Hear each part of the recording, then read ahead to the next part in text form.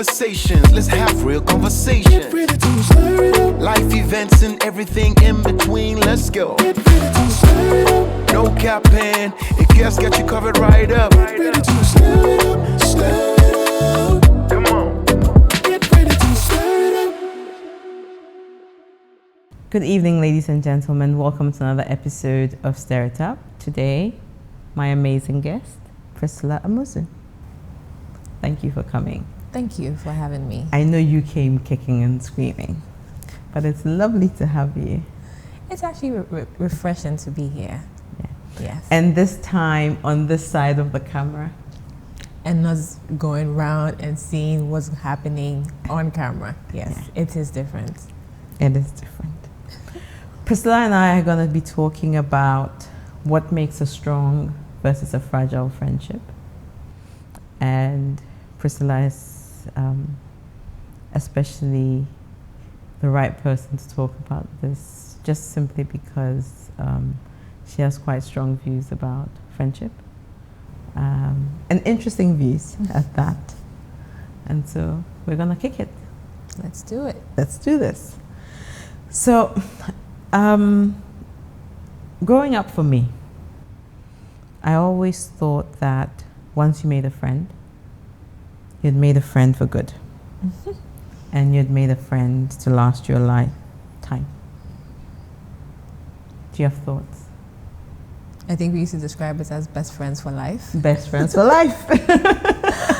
And I'm sure a lot of people will share the same views, because you find that person, you think you've kicked it off the right way, the certain views that you share, and just having the same energy that just helps you to keep going. But sometimes along the line, you realize that, okay, things don't necessarily pan out the way you ultimately plan it or envision. And I think that is fine. In my view, I believe that relationships are built to last a lifetime. And I use the word built guardedly. Okay. Because it does take a lot of commitments. It takes a lot to invest to get it to that lifetime or long lifespan. If I look at relationships that maybe my parents have had with some of their friends, and these are relationships that were built over time. Some of them are people they grew up with, friends they made from school or grew up in the same neighborhood with, or by virtue of the parents knowing their parents, and so they automatically become friends. And some of them have been able to last them a lifetime. I look at my mom, for instance, and she has this close circle of few friends. And if you ask how long they've been friends, it's 30 plus years, older than me and my siblings. And you ask yourself, how have they been able to do it? It hasn't been a friendship with a perfect blend of everything.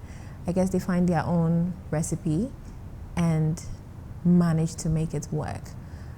Obviously, along the way, she has had a couple of other friends who have just fell off the wagon. But yes, there are some that can last you a lifetime.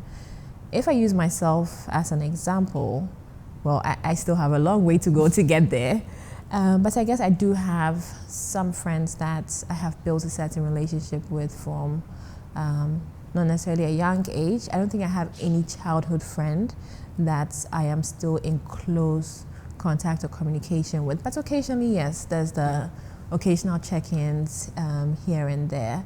But then there are also other friends that, by virtue of school or maybe a social engagement or even church or in the neighborhood, growing up together or doing the same things together, we sort of built or formed some friendships that we still hold dear to.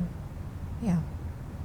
So relationships are built to last or can last a lifetime? They can last a lifetime with the right commitment and investment. You both need to have that plan in place to say, we are doing this, and always making sure that you stick together. Okay. So what are some of the things that one would have to do or have in place in order for you to build it to last the lifetime that you talk about? So, reciprocity, right? I know that's the most of what we do as friendships or in a setting or in relationships. You do them not expecting a reward from the other person. But it's just good, and it's extremely important that whatever you are giving, you are getting the same in return. Exactly the same? It may not necessarily be the same, but just knowing that in different ways or many ways, however you are investing in that relationship, you know that sometime when it's your turn, or along the line or in the course of the relationship, the other person is doing the same for you or is doing something that meets your needs. Got it. So I think that the word should be meeting your needs and not necessarily the same. So as long as your needs are being met as much as you are meeting theirs in different ways, I believe that that's extremely important. Because imagine having a relationship that is one-sided or self-pleasing. It's only when they need something from you that they find you. I had this friend sometime in, I think it was through high school, and then the relationship continued even through maybe second year in university. And at a point in time, and I didn't realize it until, 5 years down the line in the relationship, and I realized that, you know what, everything I was given to this friend, I wasn't getting any of it. And unfortunately, it had to take me 5 years or 5+ years to realize that. I was that person who she would always call on, and I was available. She was having a bad day, she will call Priscilla, and I am there to talk to. Maybe she's having issues in her relationship, and then I'm the one she will call. I become like the middleman in between this conflict or this issue, and then trying to resolve it. But then I realized, okay, there are times when I call her up, or I need something, and then suddenly she's busy with something else, or she's actually busy taking care of other people's needs, and she'll actually give me names because these are names she's mentioned that I know she's friends with. And I was just like, okay, wait, so what about me? I suddenly don't matter, and it's only when she needs something from me that I become a friend. Got it. And so it's important that you are able to meet each other's needs. Got it. Anything else for you? I think that sometimes it might take long for you to come to that realization, but obviously you won't blow things out immediately. They happen. We're all not perfect. We have our imperfections. And so giving it some time to see, okay, what can you do about the situation? Is there something that you need to draw their attention to? Because maybe they don't realize what they're doing. Imagine, I'm sure everybody has like a favorite list or an emergency contact list. And so as soon as you see a message or a call from this person, what do? You almost always immediately respond or action that. And then sometimes you feel like you do the same, and then it can take several hours, if not a day or two, to get a response. And you're just wondering, wait, are you saying for 2-3 hours you never picked up the phone to check a message, make a call, or attend to something? And so maybe when you bring it to their attention to say, look, I realize that this is something that's been happening, and it's something you need to look into because I don't like the way it makes me feel. If it's a relationship you value, and if the roles were reversed, how would you feel about it? And then so that's communication. That's communication. So reciprocity, communication is another thing that is important. Communication. So communication along the way, keeping in touch, just and knowing what's happening in each other's lives, just so you don't lose track of anything. And trustworthiness. Trustworthiness is absolutely important. I mean, there's several layers of trust in a relationship, trusting that this person will always support you, trusting that this person will be there for you, trusting that this person is loyal and is one of integrity. But yes, trustworthiness in a relationship is extremely important. When do you, or how do you tell that a relationship or a friendship, in this instance, a friendship is good for you? Or what is your litmus test on a healthy friendship? Loyalty. Loyalty. Yes. What's loyalty? Loyalty to me is that person with all of the positive energy that matches mine. That person who is always there for me. The person who will stand out for me to protect me in any situation or any circumstance. That person who, no matter what happens, they know that, look, it's not about bad judgments or negative energy, but just knowing that, look, we are in this together. Things may go wrong, things may turn sour, but they're doing everything possible and everything they can to just make sure that things go back to the way they were. So is loyalty like if someone said something about me, you'd stand up for me, but you'd tell me, hey girl, I'm not down with this to my face, Yes. but you stand up for me. Absolutely. Is that loyalty? Yes. Is loyalty you being supportive at all times, regardless of what's happening? Is that what loyalty So is? regardless of what is happening, it doesn't mean you turn a blind eye to things that may be going wrong, whether if it's in the relationship or other people. So for instance, if I come to you and I'm always saying bad things about other people, the fact that you're loyal to me doesn't mean that you you just continue to tolerate that or allow that to happen. You do need to be, and that's where knowing that, look, this is somebody who's looking out for you, looking out for your best interest. And so obviously if there are days and times that you're doing something wrong, you're saying all the wrong things about people, doing things the wrong way, they would still, let you know and then let you understand that, listen, I don't think it's the right thing to do. You don't just come into a certain space and then start talking bad or say negative things about other people or the people in the circle. So loyalty is one. What will be the next thing that's your litmus test?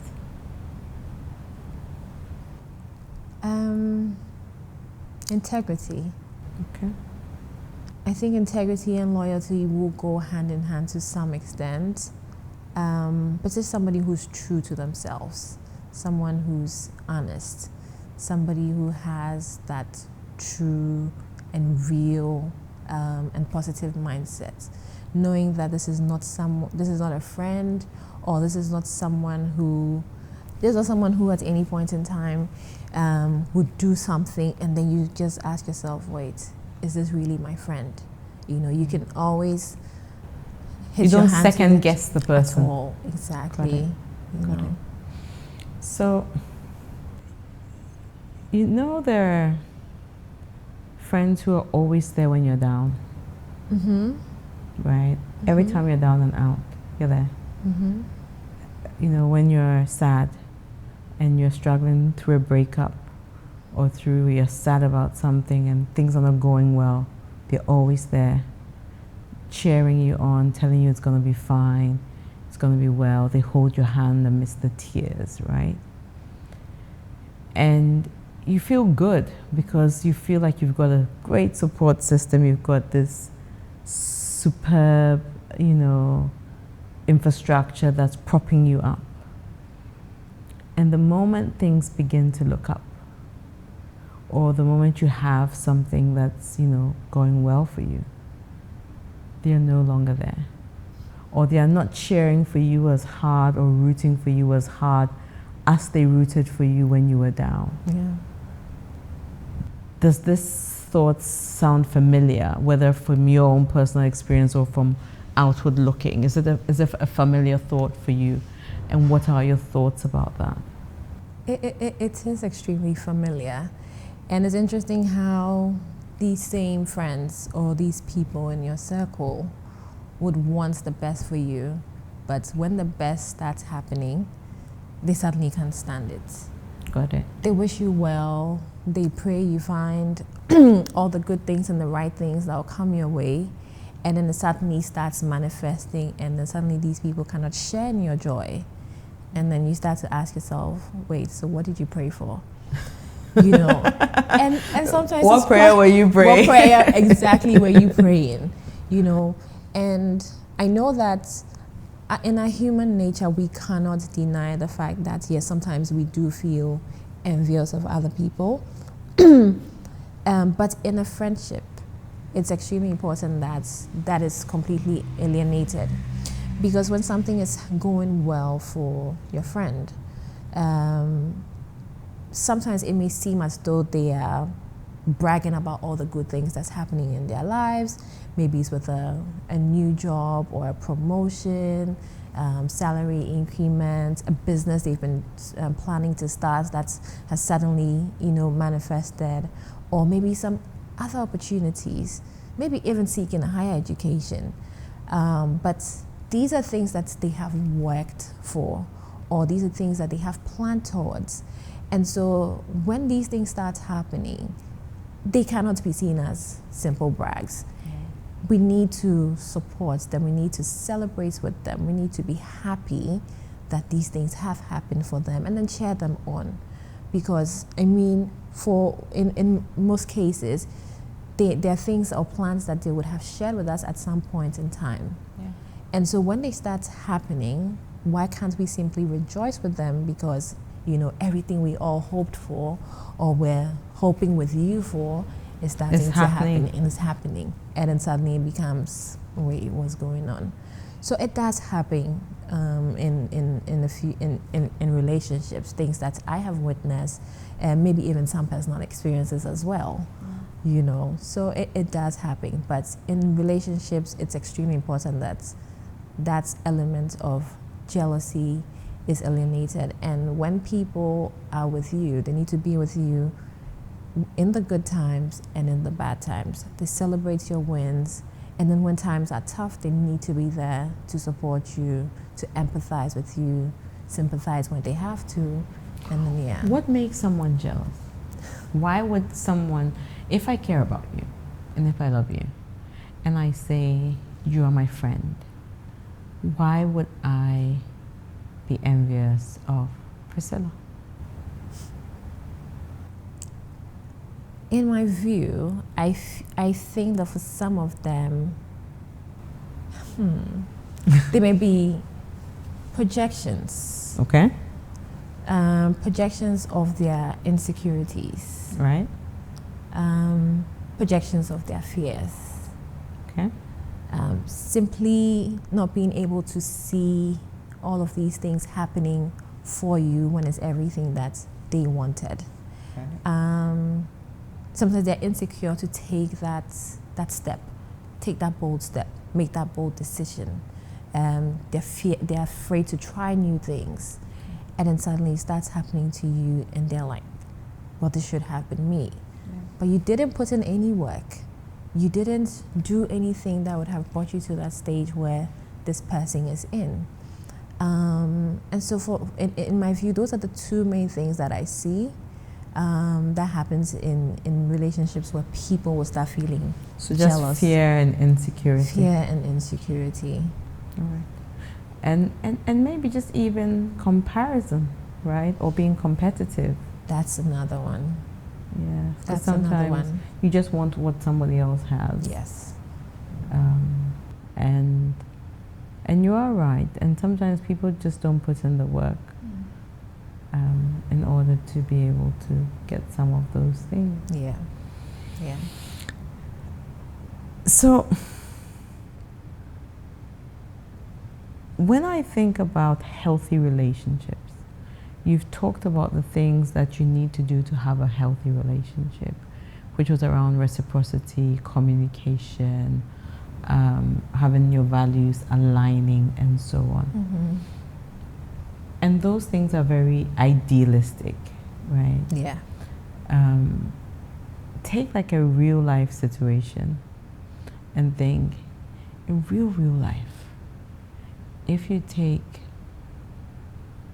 you and me, or take you and Manta and you and Kwame, what on a daily, every day, if there's one thing you need to do to build a friendship, what would that one single thing be, in your opinion? Like, if there's one thing that you have to do all the time, and I'm not saying that reciprocity is not important. It's definitely important, don't get me wrong. Yeah. I think you can't keep pouring into someone and not getting back. Yes. And maybe that one thing that you're going to talk about is reciprocity. But I'm just thinking, if on a daily you have to do just one single thing, what would that one thing be? Be vulnerable. Why vulnerable? I hear this word so much, but why vulnerability? Be vulnerable. It needs to be a space or an atmosphere that is without judgment. You need to feel free about who you are, the things you're going through, the things happening in your life, and just know that this is somebody you can share everything with. Okay. You're not afraid it'll be used against you? That is why when this is a trustworthy friend that you have built a relationship with, and you know that this is someone who's loyal to this friendship, this is someone that understands the relationship you have, and that your secrets are best kept with each other, it's something that you can share. You know that they won't go about using things you have told them as case studies or in other conversations with other people.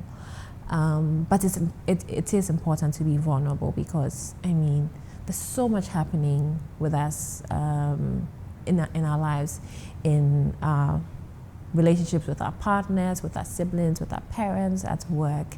And you always do need somebody to talk to. You need somebody to share it with. Loneliness is not a pleasant thing. And so it is important to have a friend. But being vulnerable about the things going on in your life, being vulnerable about the situations and some of the struggles or challenges you're facing, and then sharing this with this person that you know, is giving you all of the listening ear, is giving you all of the attention, and you know that in the end they're going to intend to support you in areas where they need to motivate and encourage you. That is still going to happen. But then it just helps to take a lot of the load off you, knowing that you do have a shoulder to cry on. You have that listening ear. So, final thoughts around, what is the biggest struggle or challenge that friendships face today?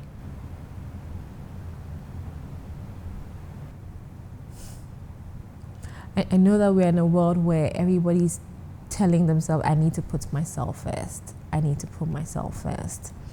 But you see, in doing that, if you put yourself first and you do understand what it takes to be, one, a true reflection of what someone else expects you to be, you would understand that, okay, doing that, the other person is also probably equally working on themselves. We evolve as people. Somebody, even in relationships that may be 10, 15 years old, you would agree that we all work on ourselves because we want to evolve, we want new things for ourselves, we want growth, we want better opportunities. And so just understanding that, look, this is who I am, these are the things I stand for, and finding that person that matches your energy in that same light makes things easier.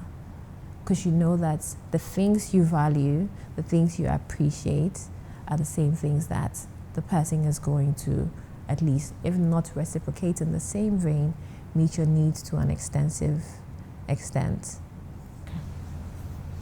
Final thoughts? Constantly being appreciative of the things that we do or receive in friendships or in relationships, because some of these things go unnoticed, or they go We take them for without- granted. We do take them for granted. And so we should make sure that no matter what we do or we share in any relationship, we don't take people for granted. No matter how small we may describe a certain act of service or the things that they do for us, it took some time. It took effort. It took effort. It took a lot of dedication, maybe some commitment, sacrificing maybe a weekend, a few hours in a day to just make sure that, is my friend okay? Is everything fine at work? Are you having any struggles? Checking in on them. Maybe they are not feeling well, and then you swing by and then, just try to check in on them to see if everything is fine. It's taken some efforts, and so, yeah, we need to be appreciative. Thank you. Thank you. I think that for me, I'm walking away with your final thoughts being very, very top of mind. And appreciation is something that we often don't do, because when people become a big part of our lives, we just take them for granted. And we don't learn to say thank you often enough. And we don't learn to let people feel good about the things that they bring to the table. Yes. And sometimes you're sitting at a table and the other person is bringing a ton to that table, and we don't acknowledge it. No. And we should learn to acknowledge it more. Thank you, Priscilla. Thank you, Akua. So, here we are to the fun part. And just because you have behind the scenes experience doesn't mean you should cheat. It's rather unfortunate that I never took a mental picture of everything that's in your bar, because this should have been easy for me. It should have been easy for Let's you. see. Let's see. Let's go. Okay. Stirring it up. Yeah. Okay, let's go. Let's see. Let's see what she gets. Yeah. I think I will get one. Hopefully one. Hopefully one. Let's see. Cocktail. Nope. Nope. I know what you know, so you should know. And there's no booze in it either, but there's ice in it. Yes, ice. Everyone's favorite. Wow. Now I see what people go through. Try it.